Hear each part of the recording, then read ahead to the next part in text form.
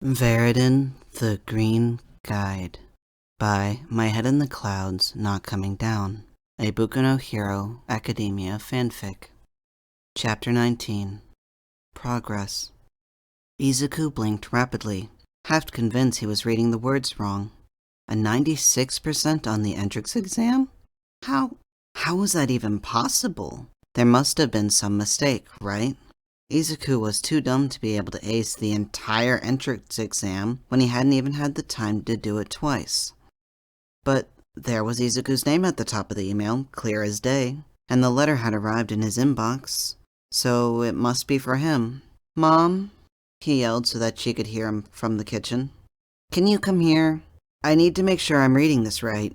His mom nearly slid down the hall in her hurry to open the bedroom door. "What is it, Izuku? What's wrong?" Izuku simply leaned back and pointed at the screen. He held his breath as Mom leaned over to read the email. He didn't know what he was even hoping for. He didn't want to get his hopes up, because there wasn't any way he'd passed. But if Mom read the same thing he did... "Oh, Izuku!" Mom turned to him with tears in her eyes that were at odds with the brilliant smile on her face.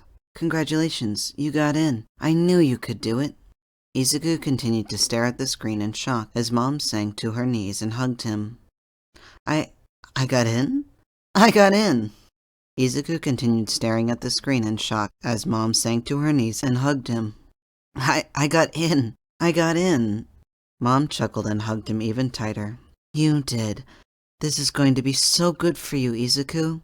I'll call Aldria first thing in the morning and do the paperwork. Oh, this calls for a celebration. Do you want to go out?" Izuku shook his head and held up his cast. I don't want to risk running into anyone." Mom's eyes shone in understanding. "How about some ice cream, then? I can go pick some up while you register for your classes." Izuku nodded, and Mom smiled and ruffled his hair before she left. Izuku turned back to the email and clicked the link to sign up for classes. The first step was to make sure he was registered for all the required classes, such as science, math, and literature. Then he had to take one foreign language class, so he ended up registering for English, since that was what the school recommended. The problem was he also had to take 3 elective classes, but Izuku never really had any hobbies outside of being a hero, which obviously wasn't going to happen. He frowned as he scrolled through his options. Art might be fine. It would help make his notebook more detailed, if nothing else, so he added that class before he could start to doubt himself. But that still left 2 classes. He was most of the way down the list of electives by the time another class caught his eye. Quirk theory. That could be interesting. Analyzing quirks was one of his favorite parts of watching heroes fight, and Eraser had mentioned that analyzing villains' quirk would help him fight better, so it wouldn't hurt to learn more about them. But that still left one final elective. He should probably choose something to do with a hobby, but Izuku really didn't have any hobbies outside of being a vigilante. And somehow, he didn't think his new school would let him count that as an elective. Thinking of his vigilantism made Izuku restless. It had been almost a week and a half since he had gone out, and he was really starting to miss it. His body had gotten used to waking up in the middle of the night, so he was spending a few hours every night just staring at the ceiling and reminding himself that Mom would never forgive him if he somehow managed to re-break his arm. And if he did that, then he'd have to explain how he broke it again. And that would just make her worry too much. His only consolation about the whole thing was that he knew none of the heroes were missing him. In fact, they were probably just grateful he was staying out of the way. He knew he was being selfish for wanting to feel useful again. But he just wished there was some way he could still help while he was healing. That would be amazing. It would be amazing if he had a quirk that let him see the streets remotely. He could just call the heroes and send them to where they were needed. It didn't even have to be a quirk. If he had some sort of drone he could fly without being suspicious, or even just some sort of camera. Izuku sat straight up. Security cameras! Why hadn't he thought of that before? They were all over the city, and sure, they didn't cover every alleyway, but they were better than nothing. It was probably completely useless, since there was no way a doku like him would be able to become good enough at hacking to be able to access the city's security cameras without getting caught. But, well, he needed another elective anyways, and programming would be a good skill for the future. He found a class on programming basis and signed up just as Mama arrived with the ice cream. He knew he shouldn't get his hopes up. He would only hurt much more when everything went wrong again. Shoto was struggling to focus on his investigation. Really, he hadn't known Viridian for that long, so why should he be this affected by the fact that he disappeared? He just disappeared. Shoto didn't have any evidence to the contrary, and it was completely illogical to assume the worst possible outcome, but he also didn't want to keep his hopes up, only for the kid to have been dead the whole time. Just like, well, he should be getting back to work. There had been more and more cases of instant villains this last few weeks. The last time this had happened, it had been followed by a next-level villain. It was almost as though whoever was behind the villain factory was gauging potential for villains the same way he did for heroes.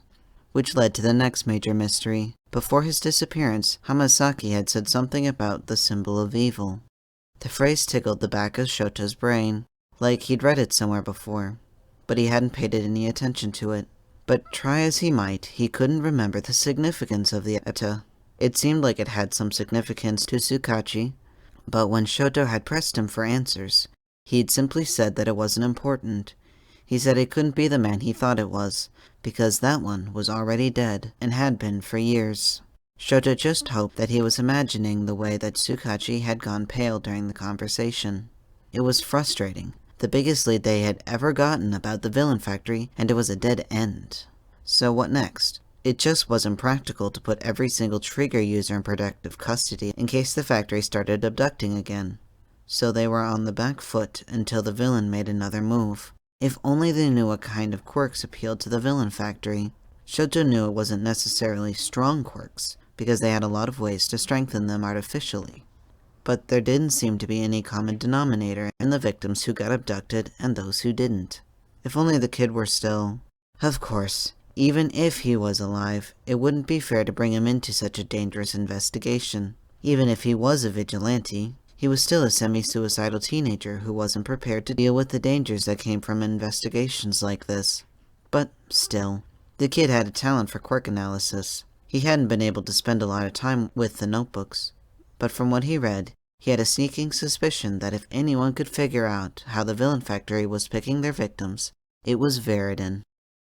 If Katsuki didn't know he was the best, he might be tempted to think he was an idiot. Seriously, how hadn't he noticed how messed up Aldera was? Were their teachers secretly villains or something? Because that was kind of the only explanation Katsuki could think of that would explain how they would willfully ignore kids who were getting beat up right in front of them. And that wasn't even getting into the verbal bullying that was happening right in the middle of class. The teachers didn't ignore that, but Katsuki thought ignoring it would be preferable to what they were doing. They seemed to be actively creating opportunities for students to make fun of the less popular students, and often joined in on the mockery by publicly shaming students for tiny offenses that wouldn't even get Katsuki a sideways glance. It was messed up, but what was even more messed up was that Katsuki didn't know how to stop it. He was supposed to be the best, but he wasn't about to pretend that he had any sort of moral authority here. He bullied Doku and all the other extras for years, so he couldn't just turn around and tell others to stop. Why had he even stopped?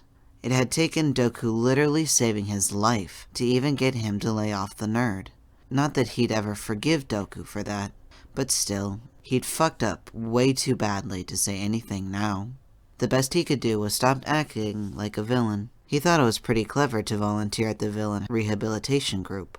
Volunteering and shit always looked good on hero school applications, and maybe he'd even be able to learn something or shit without jeopardizing his clean record. Not that he deserved a clean record, but he needed to be a hero. He wasn't about to let his idiot teachers ruin his chances at being the #1 hero just because they couldn't be bothered to do their fucking job. That amplifier bitch had sent him home with some paperwork to do, but he'd be attending the next meeting. He'd just have to deal with being in the same room as villains without exploding them on sight. Katsuki glanced over at his teacher, who was correcting an essay while fingers scratched at the one kid who could make bubbles. At least he was getting some practice.